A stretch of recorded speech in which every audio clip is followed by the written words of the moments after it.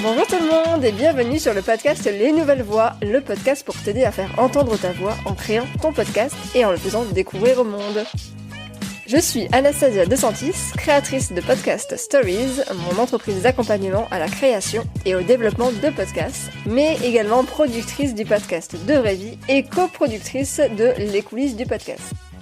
Les Nouvelles Voix a pour but de te donner des clés, des conseils et de l'inspiration pour utiliser le podcast comme un outil pour partager ton expertise ou ta passion, prendre la parole sur un sujet qui te tient à cœur, ou encore pour développer ta marque, ton business en créant une relation privilégiée avec tes auditeurs et auditrices.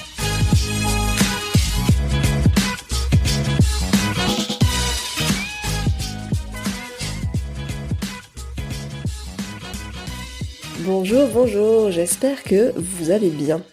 Est-ce que vous connaissez le pod fade ? Parce qu'on va parler de ça aujourd'hui. Si vous ne connaissez pas, c'est peut-être normal, c'est un terme américain. Et donc le pod fade signifie en fait qu'un podcasteur ou une podcasteuse a décidé d'arrêter son podcast, et ce sans prévenir son auditoire. En gros, il va disparaître purement et simplement des ondes. Sur les 2 millions de podcasts existants, seuls 30% seraient toujours actifs aujourd'hui, ce qui veut dire quand même 1,4 million de podcasts qui sont à l'arrêt, qui ont été arrêtés. Alors tous n'ont pas été arrêtés à cause du pod fade, puisque le pod fade c'est pas prévu, c'est vraiment on arrête parce que on en a marre, ou on n'a plus le temps, on trouve plus l'énergie, on n'est plus inspiré. Mais il y a énormément de podcasteurs qui sont victimes du pod fade pour une raison ou pour une autre, et on va le voir juste après.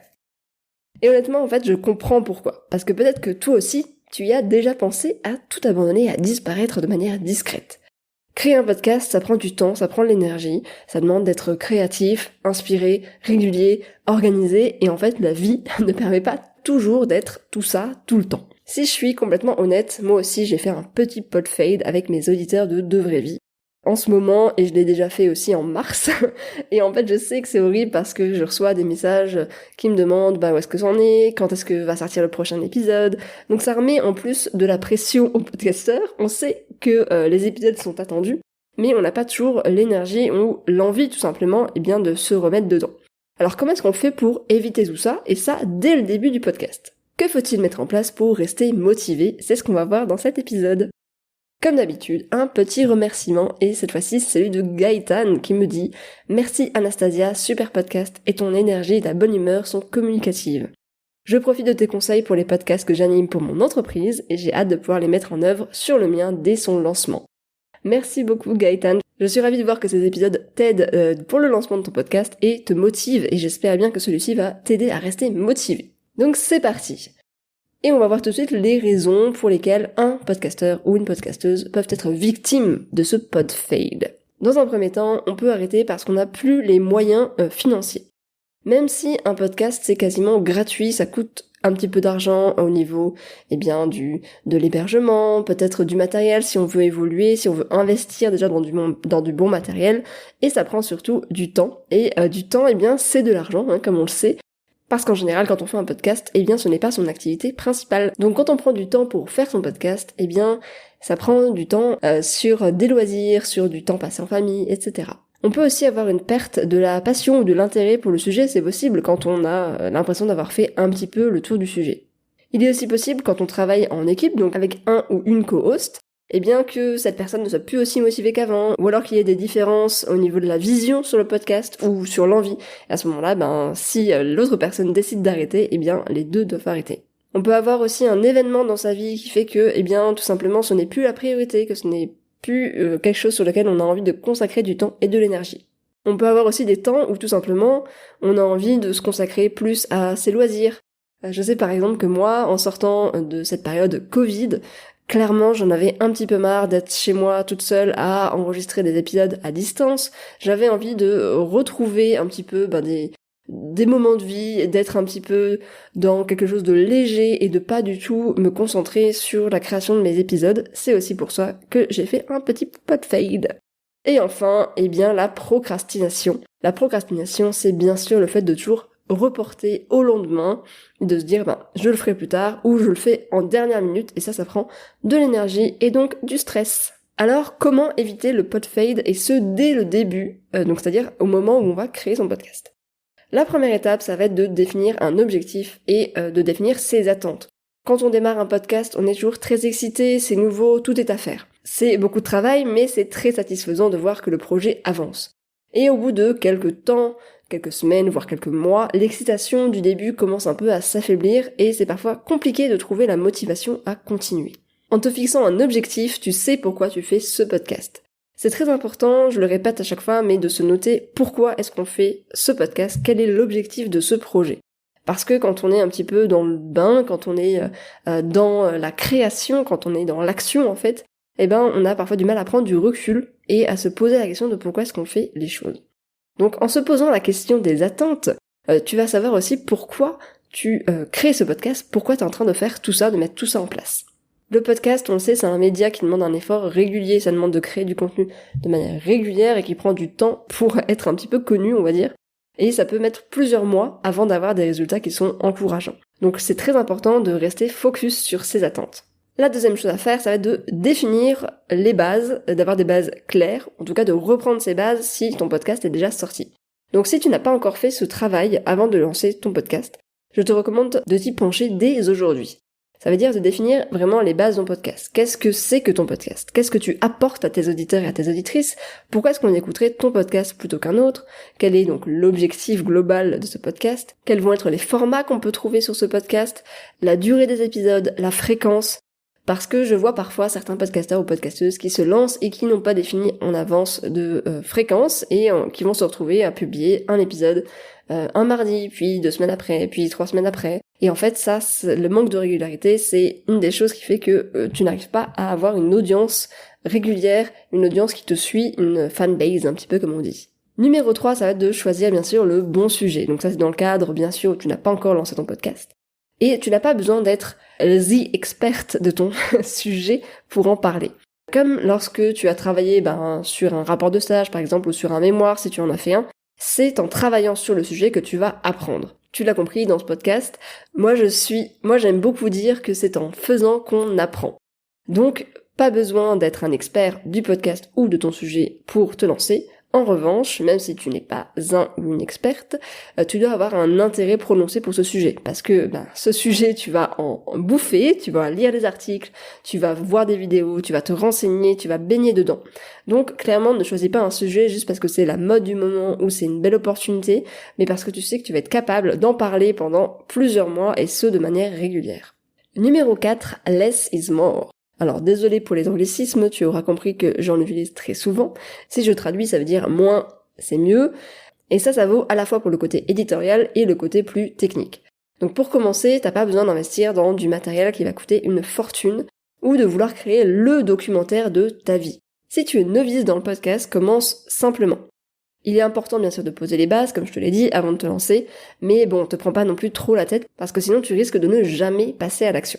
En startup, il y a une image qui est très connue et ça s'appelle le Minimum Viable Product. En gros, c'est si tu veux construire une voiture, au lieu de commencer par une roue, puis 2 roues, puis la carrosserie, etc. pour arriver à la voiture, l'idée c'est de commencer par le problème. Donc le problème c'est, dans ce cas, donc je veux construire une voiture, c'est je souhaite un moyen de me déplacer plus rapidement qu'à pied. Le produit idéal, ça va être la voiture, donc pour aller le plus vite possible. Mais pour arriver à cet objectif, ça va être des étapes très très longues, ça va me prendre énormément de temps et forcément, c'est un projet tellement énorme que parfois on peut tout simplement ne pas arriver jusqu'au bout. Donc au lieu de commencer par la roue, 2 roues, etc., on va commencer par un skate, une trottinette, un vélo, puis une moto pour enfin arriver à la voiture. Je pense que t'as compris le principe, c'est de commencer petit mais en ayant quelque chose qui fonctionne pour arriver à ton objectif final. J'aime bien dire que ça peut être la même chose pour le podcast. Donc écris ton projet rêvé sur une feuille, si c'est par exemple un documentaire avec des interviews, aller sur place, je sais pas, tu as envie de faire un documentaire en Asie, mais pour l'instant c'est compliqué de voyager en Asie, donc peut-être réfléchir à comment est-ce que tu peux avoir une version simplifiée de ce projet. Qu'est-ce que tu pourrais faire dès aujourd'hui avec les outils que tu as et les connaissances que tu as pour arriver à quelque chose de simplifié mais viable. Numéro 5, ça va être de définir des objectifs court terme. Quand tu fais des podcasts, t'es obligé de passer par la case planification, organisation et vision. Donc, je te le disais, c'est important de se fixer un objectif final, de savoir pourquoi est-ce qu'on fait les choses. Donc par exemple, je veux être dans le top 10 des podcasts de ma catégorie dans un an. Mais il est important aussi de se fixer des objectifs à court terme pour avancer et rester motivé. Exemple, je veux avoir publié au moins 8 épisodes dans 2 mois. Je veux avoir rencontré au moins 10 invités différents en 3 mois. Je veux avoir créé une communauté de 200 personnes sur Instagram. En te fixant des objectifs court terme, ça te permet de voir ton avancement et d'être plus tolérant ou tolérante avec toi-même. Et de te rendre compte qu'en fait, tu avances. Même si ton objectif final te paraît hyper loin, même si la montagne à gravir te paraît énorme, tu arrives comme ça, avec des petites étapes, à te dire, ok, en fait, j'avance. Numéro 6, simplifie-toi la vie avec le montage. Au début de mon podcast, je passais vraiment des heures sur chaque épisode. Pour te dire, je pense que je passais 5 à 6 heures par épisode. À l'époque, ça va parce que j'avais le temps, j'étais en reconversion, c'était vraiment mon projet principal, donc si t'as le temps, c'est parfait. Mais ça reste quand même un travail épuisant. J'enlevais tout, vraiment, j'écoutais absolument tout, les petits souffles, les redites de mots, les je réécoutais tout, et j'étais hyper perfectionniste en fait, surtout avec moi-même, plus qu'avec mon invité. Bien sûr, il faut réécouter son enregistrement, c'est hyper important, mais aujourd'hui, moi par exemple, je suis beaucoup moins perfectionniste qu'avant. Si je vais redire un mot, si tout n'est pas parfait, c'est pas grave, je suis humaine, ça fait partie aussi de la beauté du podcast, c'est l'authenticité. L'idéal est bien sûr si tu as la possibilité de déléguer cette partie, si tu as le budget, ça va t'enlever une grosse épine du pied, tu n'auras plus qu'à te concentrer sur ce qui est important, donc le contenu de ton épisode. D'ailleurs, j'en profite pour te parler de ça, je ne sais pas si tu le sais, mais je propose aussi un service de production de podcast. Donc pour certaines personnes, je peux m'occuper de la gestion complète de ton podcast. Toi, tu n'as plus qu'à t'occuper de tes sujets et de tes enregistrements, ce qui est le cœur de ton métier en fait finalement. Donc si c'est quelque chose qui peut t'intéresser, prends rendez-vous dans le lien en description pour en discuter avec moi et on pourra voir ce qu'on peut faire et mettre en place ensemble en fonction de ton budget. Numéro 7, ça va être de travailler en saison. Quand j'ai commencé mon podcast en 2018, je ne savais pas du tout ce que ça voulait dire de travailler en saison. Peut-être que toi ça ne te parle pas non plus.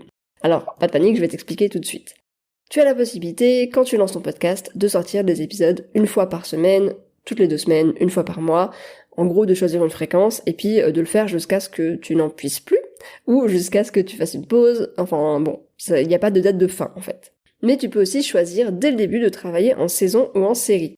Donc une saison, une série, ça va être de définir un certain nombre d'épisodes ou une certaine durée. Ainsi, ton audience sait d'avance que ta saison va durer de telle date à telle date ou elle va comporter 8 épisodes ou 10 épisodes. Ça, c'est une super technique pour tester ce média si tu ne sais pas du tout si ça va te plaire et puis pour te motiver. Donc tu peux te dire que tu souhaites créer une série de 10 épisodes, puis à la fin de celle-ci, tu peux décider simplement d'arrêter là. Si l'expérience t'a plu mais que t'as plus le temps, etc., tu auras été au bout de ta série, tu auras été au bout de tes 10 épisodes et tu auras terminé en fait ce que tu as promis à ton audience. Donc tu avais prévenu ton audience, cette saison, cette série ou ce podcast va comporter 10 épisodes et à la fin, c'est fini. Et si tu te rends compte que, ça te plaît et que tu as envie de continuer, tu peux lancer une saison numéro 2. Et là, c'est une super surprise pour tes auditeurs et auditrices. Numéro 8, alterne les formats. Alors au début, ça risque de te prendre plus de temps que prévu, parce que tu vas devoir t'adapter à plusieurs formats différents. Mais une fois que tu as défini ces formats, que tu as compris les enjeux et le fonctionnement et le process de chaque format, tu vas voir que c'est beaucoup plus simple. Par exemple, le format interview, c'est vraiment génial pour rencontrer des gens, pour avoir un super contenu, un contenu varié où c'est du coup tes invités qui vont t'apporter ce contenu, mais ça prend quand même du temps puisqu'il faut choisir ses invités, les contacter, prendre rendez-vous, les briefer, faire l'interview, faire le montage, etc. En tout cas, ça prend plus de temps qu'un format solo où tu vas apporter toi ta connaissance, même si ça prend quand même du temps puisqu'il faut préparer ses enregistrements.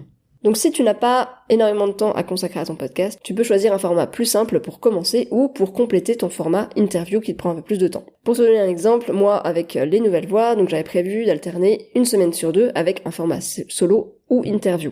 Donc semaine 1 solo, semaine 2 interview, semaine 3 solo, etc. T'as compris.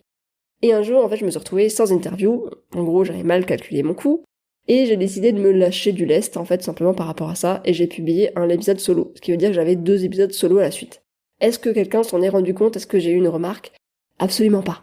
Concrètement, aujourd'hui, j'alterne un peu comme je le souhaite. J'ai décidé de plus trop me prendre la tête avec ça, donc je vais à la fois publier du solo, de l'interview. Si j'ai des interviews d'avance, c'est parfait. Si j'en ai pas, je publie des épisodes solo, même si je devrais en avoir d'avance, on est d'accord. Et concrètement, si je publie 2 ou 3 épisodes solo à la suite au lieu d'alterner, est-ce que quelqu'un va le remarquer à part moi-même ? Je ne suis pas sûre, ou en tout cas peut-être qu'on va le remarquer, mais on va pas m'en vouloir pour ça. Numéro 9, prévois des épisodes d'avance. Alors, ça va un peu à contresens avec ce que je viens de te dire, mais c'est vraiment, surtout quand tu commences, que t'as pas encore lancé ton podcast, en fait, c'est hyper important. Moi, je le répète régulièrement à mes coachés, avant de lancer son podcast, il faut en avoir au moins 5 sous le coude qui sont déjà tout prêts. Alors pourquoi ? Parce que à partir du moment où la machine est lancée, c'est difficile de l'arrêter. Et tu dois le savoir, si tu as déjà un podcast ou si tu commences à te renseigner un peu, faire un podcast, ça prend du temps. Donc bravo à toi, si toi tu es toujours ici, si t'es toujours motivé, si t'écoutes cet épisode, ça veut dire que t'es hyper motivé à continuer ton podcast, donc bravo. En préparant tes épisodes d'avance, ou en ayant quelques épisodes de côté en tout cas, ça va te permettre de ne pas stresser, de ne pas paniquer si tu te retrouves, comme ça a pu être mon cas, sans épisode pour la semaine suivante. Voilà, j'espère que cet épisode t'a plu et t'a donné la motivation de continuer ou de lancer ton podcast. J'aime aussi bien dire qu'il n'y a pas d'obligation dans la vie, c'est-à-dire que oui, tu as des auditeurs qui sont fans de ton contenu, des gens qui vont t'envoyer des messages parce qu'ils attendent avec impatience ton prochain épisode, mais si c'est un projet que tu fais bénévolement, t'as pas non plus à te mettre en burn-out ou à stresser pour ça. Prends le temps nécessaire aussi si tu as besoin pour revenir en forme, n'hésite pas à faire des pauses, on l'a vu, il y a un épisode qui est sorti sur faut-il faire des pauses pendant l'été, cet épisode il s'applique aussi si tu veux faire une pause et que ce n'est pas en été, mais simplement que tu sens que tu as une petite baisse de motivation, donc peut-être que tu peux prévenir ton audience en disant voilà, je vais prendre une pause de telle date à telle date et je reviens à telle date plus en forme. Sur ce, je te souhaite une très belle journée, soirée ou nuit et je te dis à très bientôt pour un nouvel épisode.